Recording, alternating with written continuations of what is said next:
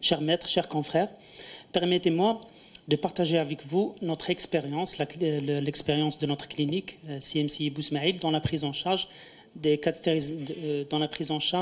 par cathétérisme interventionnel des cardiopathies de l'enfant.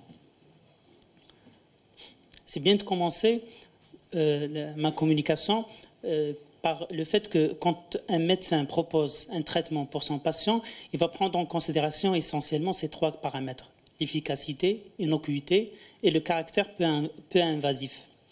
Je vais essayer de vous convaincre à travers notre expérience que le cathétérisme interventionnel est un traitement efficace, à faible risque et très peu agressif pour le patient. On commence par l'efficacité.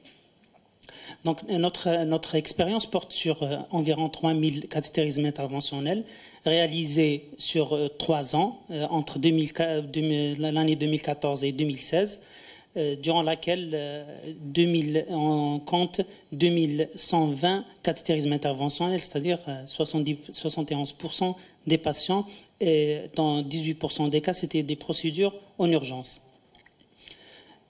Juste pour parler de l'efficacité du traitement, classiquement, on répartit ces procédures en 3 catégories: traitement de la cyanose, traitement des obstructions intracardiaques et la fermeture des shunts anormaux.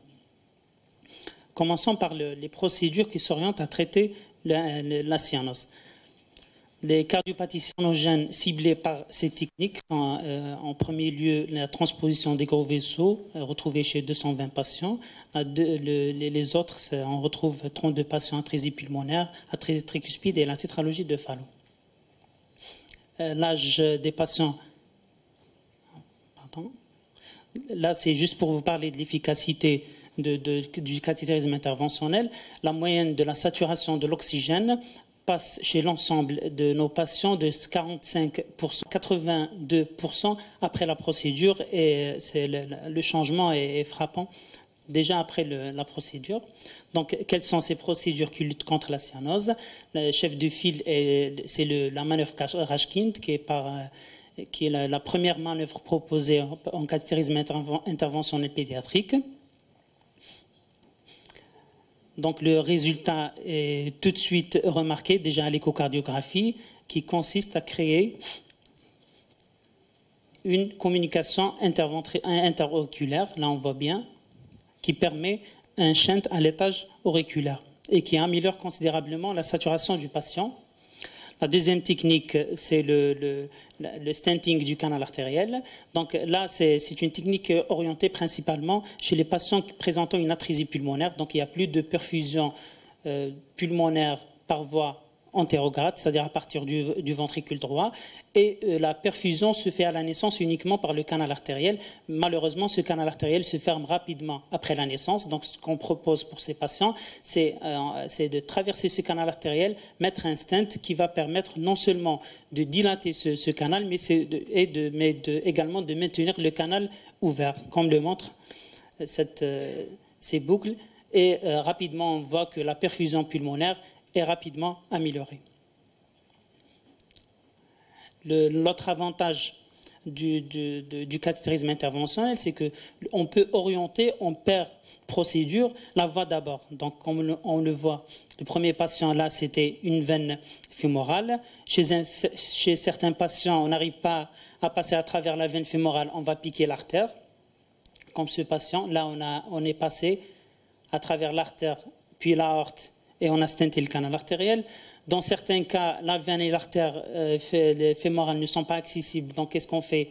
On va essayer de passer d'en haut, c'est-à-dire on pique une artère axillaire. Si ça ne marche pas à partir de l'artère axillaire gauche, on passe à travers l'artère axillaire droite. Donc, on a le choix. Et là, une autre technique pour lutter contre la cyanose, c'est les cas d'atrésie pulmonaire. Donc là, c'est une valve pulmonaire qui est complètement fermée. Donc, qu'est-ce qu'on fait? Chez ces patients, on tente de faire une perforation de cette valve et de reperméabiliser le flux et de mettre un ballon et réouvrir la valve pulmonaire.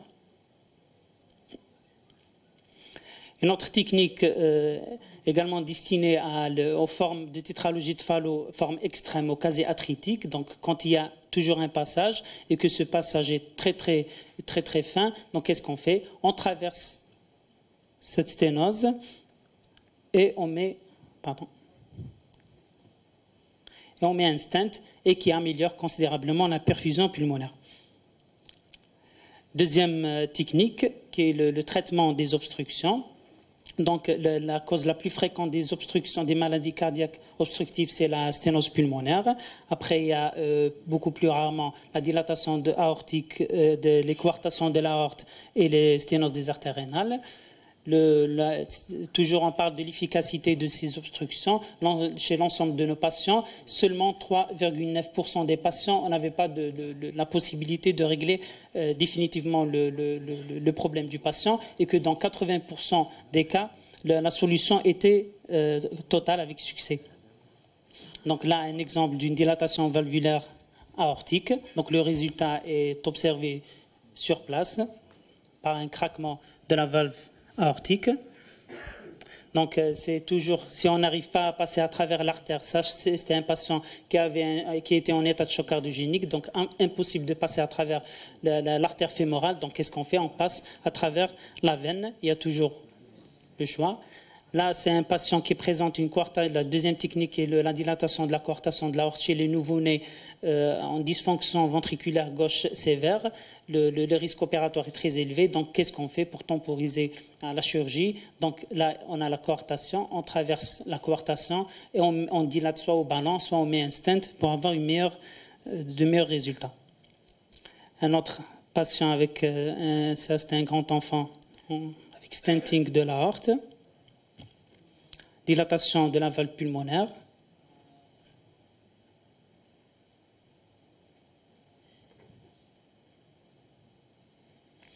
Dans certains cas, surtout pour les sténoses pulmonaires post-chirurgicales, la sténose elle est étagée ou on n'arrive pas à dilater définitivement par un ballon. Donc qu'est-ce qu'on met? On a recours à un stenting. Donc là on met un large stent pour maintenir un bon résultat et un rétablissement de la continuité VD-AP. Une autre technique est la dilatation de l'artère rénale. Donc, on a réalisé 4 cas. Donc là, on voit avant et après la chirurgie, avant et après la dilatation par ballon. On passe à la troisième technique. Donc là, on va parler de l'efficacité du cathétérisme interventionnel dans les fermetures des shunts anormaux. Principalement, la pathologie cible la plus fréquente, c'est la persistance du canal artériel. Donc en 3 ans, on a réalisé 765 patients.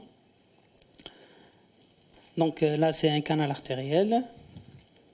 Et on voit bien que avant, le canal est là, qui shunte entre l'aorte et l'artère pulmonaire, et après le geste, avec une fermeture quasi complète du shunt. Et résultat, après la fermeture, une autre technique qui est la fermeture des communications interauriculaires. Et on contrôle à l'échocardiographie, il y a pratiquement chez tous les patients, il n'y a pas de shunt résiduel. Une autre technique, ça c'est la fermeture des communications interventriculaires. Avec l'angiographie de contrôle, pas de shunt résiduel. Là, un autre patient avec une CIV musculaire, également, la prothèse est là, il n'y a pas de shunt résiduel. Il y a d'autres pathologies beaucoup plus rares des shunts entre les deux systèmes. Là, un exemple d'une séquestration pulmonaire qu'on va fermer avec succès d'une manière peu invasive. Là, c'est la séquestration pulmonaire, c'est une artère systémique qui naît de l'aorte et qui perfuse directement le poumon. Donc là, on ferme avec succès. Contrôle après fermeture. Là, un autre patient qui présente une MAPK avec une artère systémique à haute pression qui vascularise directement le poumon, qu'on ferme avec succès par cathétérisme. Un autre patient qui présente une malformation artério-veineuse, c'est un shunt entre l'artère pulmonaire et la veine pulmonaire. Donc on va fermer avec succès par des occludaires. Également, on peut fermer des communications entre les artères coronaires et les autres compartiments, essentiellement le ventricule droit. Donc là, un exemple d'un patient qu'on a traité par la même technique. Là, on va passer au volet complications. Je vous dis que le cathétérisme interventionnel est un traitement à faible risque. Et les complications, malgré qu'elles sont faibles, mais ça existe. Mais l'avantage avec le cathétérisme interventionnel, c'est qu'on peut tout de suite réparer les complications et je vais vous expliquer comment on répare les complications. Là, c'est un patient qu'on a essayé c'est un patient qu'on a reçu qui présentait une atrésie pulmonaire, donc il n'y a plus de passage dans les poumons. Et au moment de l'intervention, il a fermé son canal artériel, qui est une complication fréquente dans le cathétérisme interventionnel chez les patients ductodépendants. Donc, qu'est-ce qu'on fait en cathétérisme interventionnel? Rapidement, on corrige la complication et on stente rapidement le canal avec une reperméabilisation complète du canal artériel. Là également, un patient chez qui on a tenté une fermeture du canal, une reperméabilisation du canal artériel par stenting, mais le patient a présenté un spasme, une fermeture au moment. Donc, qu'est-ce qu'on fait? Rapidement, on traverse et on dilate et la complication est rapidement guettée. Un autre patient, toujours qui a bénéficié d'un stenting du canal artériel, mais juste après, là on remarque, c'est juste après le geste, on a une thrombose totale du stent avec une chute rapide de la saturation. Donc qu'est-ce qu'on fait? On traverse sur place le canal artériel et on fait ce qu'on appelle une déthrombose. On gonfle le ballon, on le gonfle à plusieurs reprises et résultat, après déthrombose, correction de la complication. Parmi les complications de la fermeture des chintes anormales, c'est la migration du dispositif. Là, on avait un coil qui a migré après la fermeture. Donc, qu'est-ce qu'on fait? Rapidement, on monte un lasso et on récupère rapidement le dispositif. Là, un autre patient chez qui on a fermé le canal artériel, mais la prothèse gênait l'aorte. Là, on voit, il y a un équivalent d'une coartation de l'aorte après le geste. Donc, qu'est-ce qu'on fait? On remonte et par un lasso, on récupère la prothèse pour régler rapidement la complication. Là, c'est une complication qui est extrêmement rare. Ça, c'est un canal artériel qu'on a fermé, mais qui persistait après 6 mois, un shunt résiduel du canal. Donc, lors d'une tentative de fermeture du shunt résiduel, malheureusement, le patient a développé ce qu'on appelle une dissection du canal artériel. C'est une complication extrêmement rare. Et le problème avec cette dissection, l'évolution est imprévisible. On peut avoir même une dissection de l'aorte à l'extension. Donc, qu'est-ce qu'on fait? Rapidement, on traverse la dissection et on met un coil. Là, on va avant la dissection et on met un coil à l'intérieur du fond anévrisme et la complication est réglée. Là, c'est un autre patient chez qui c'est un patient opéré pour une coartation de l'aorte dans son enfance. Là, il développe une recoartation. On tente de dilater et mettre un stent. Malheureusement, l'intervention s'est compliquée d'une rupture localisée de l'aorte. Là, on voit l'effraction de la paroi aortique.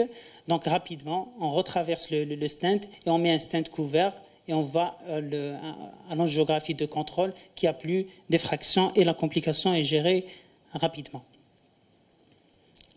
La troisième paramètre, le cathétérisme interventionnel est une procédure à faible risque et très peu agressive, puisque à la fin de la procédure, c'est tout ce qu'on a, c'est juste une ponction, une artère fémorale, une veine fémorale ou une artère axillaire, que le saignement est rapidement contrôlé par une compression de 5-10 minutes maximum.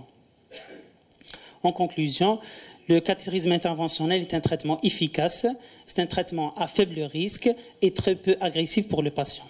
Et je vous remercie.